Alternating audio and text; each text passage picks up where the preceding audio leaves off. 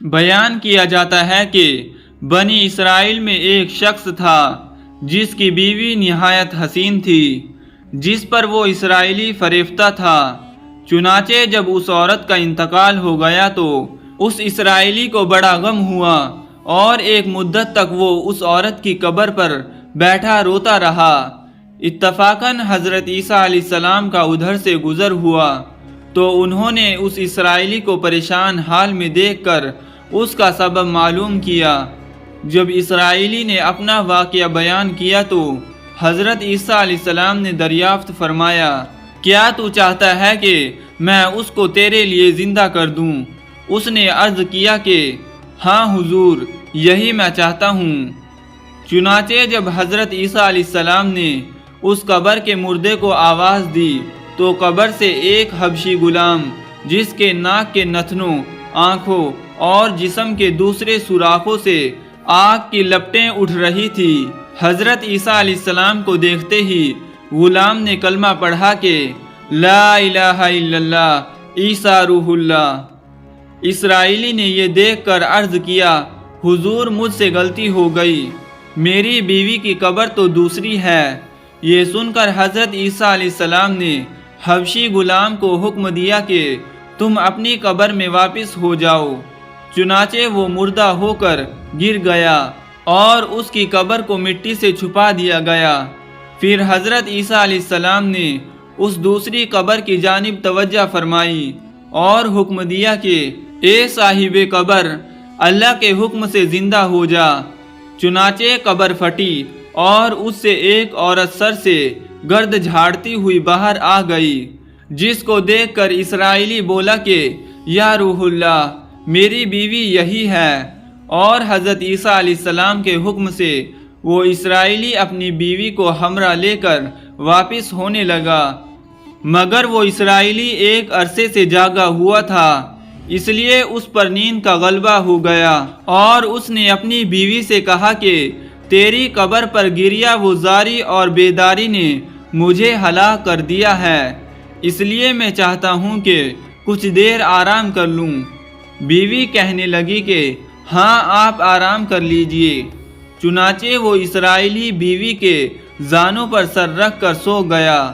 اتنے میں ایک گھوڑے پر سوار ایک شہزادے کا ادھر سے گزر ہوا جو اپنے زمانے کا یکتا حسین تھا، جس کو دیکھ کر شہزادی از خود فریفتہ ہو گئی اور اس کا دل قابو میں نہ رہا۔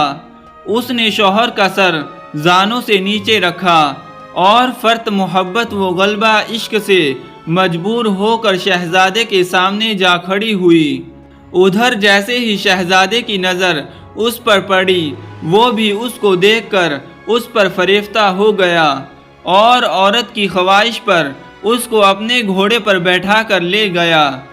چنانچہ اس کے شوہر نے بیدار ہو کر جب اپنی بیوی کو نہ پایا تو نہایت پریشان ہوا اور اس کے ملنے کی تدبیر سوچنے لگا۔ سوچتے سوچتے آخر اس کے نشان قدم پر چل کر اپنی بیوی کو تلاش کر لیا، جو شہزادے کے پاس پہنچ چکی تھی۔ اس کو دیکھ کر اسرائیلی نے شہزادے سے عرض کیا کہ یہ میری بیوی ہے، آپ اس کو چھوڑ دیجئے۔ ابھی شہزادہ کچھ کہنے بھی نہ پایا تھا کہ اس عورت نے کہا، میں تیری بیوی نہیں بلکہ شہزادے کی لونڈی ہوں۔ یہ سن کر شہزادہ اسرائیلی سے کہنے لگا، کیا مجھ سے میری لونڈی کو لینا چاہتا ہے؟ تو اسرائیلی نے کہا، خدا کی قسم یہ میری بیوی ہے، جس کو میرے سردار حضرت عیسیٰ علیہ السلام نے مرنے کے بعد میرے لیے زندہ کیا ہے۔ ابھی یہ گفتگو ہو ہی رہی تھی کہ اتفاقاً حضرت عیسیٰ علیہ السلام بھی وہاں تشریف لے آئے، جن کو دیکھ کر اسرائیلی کہنے لگا، یا روح اللہ، کیا یہ میری وہ بیوی نہیں ہے جس کو آپ نے میرے لیے زندہ کیا ہے؟ حضرت عیسیٰ علیہ السلام نے فرمایا کہ ہاں یہ وہی ہے۔ یہ سن کر عورت کہنے لگی کہ یا روح اللہ، یہ شخص جھوٹا ہے، میں تو اس شہزادے کی لونڈی ہوں۔ حضرت عیسیٰ علیہ السلام نے فرمایا، کیا تو وہ عورت نہیں جس کو میں نے اللہ تعالیٰ کے حکم سے زندہ کیا ہے؟ عورت نے کہا، یا روح اللہ، باخدا میں وہ نہیں ہوں۔ اس کے بعد حضرت عیسیٰ علیہ السلام نے فرمایا، جو جان خدا کے حکم سے میں نے تجھے دی ہے اس کو واپس کر دے۔ یہ سنتے ہی وہ عورت پھر مردہ ہو کر گر پڑی، اور حضرت عیسیٰ علیہ السلام فرمانے لگے کہ جو شخص ایسے غلام کو دیکھنا چاہے جو کافر مرا تھا، وہ زندہ ہو کر ایمان لایا، پھر وہ اس حبشی غلام کو دیکھ لے جو پھر ایمان کی حالت میں مرا ہے، اور جو کوئی ایسے شخص کو دیکھنا چاہے جو مومن مرا تھا، پھر اللہ تعالیٰ نے اس کو زندہ کیا اور وہ کافر ہو کر حالت کفر میں مر گیا، تو وہ اس عورت کو دیکھ لے۔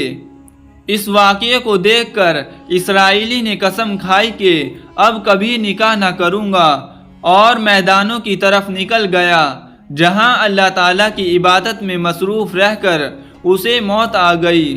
اللہ تعالیٰ اس پر رحم فرمائے۔ دوستو، نبی اور رسول کے اقرار و انکار کا نتیجہ اس حکایت سے ظاہر ہوتا ہے، اور سبق ملتا ہے کہ کامیابی اپنے نبی کریم صلی اللہ علیہ وسلم کی اطاعت و محبت سے ہی مل سکتی ہے۔ چنانچہ ہمیں بھی چاہیے کہ ہر حال میں اپنے نبی صلی اللہ علیہ وسلم کی اطاعت کو سامنے رکھیں، چاہے دل مانے یا نہ مانے، لیکن نبی کریم صلی اللہ علیہ وسلم کے طریقوں کو لازمی اپنایا جائے۔ اللہ تعالیٰ اس واقعے سے سبق حاصل کر کے عمل کرنے کی توفیق عطا فرمائے۔ آمین یا رب العالمین۔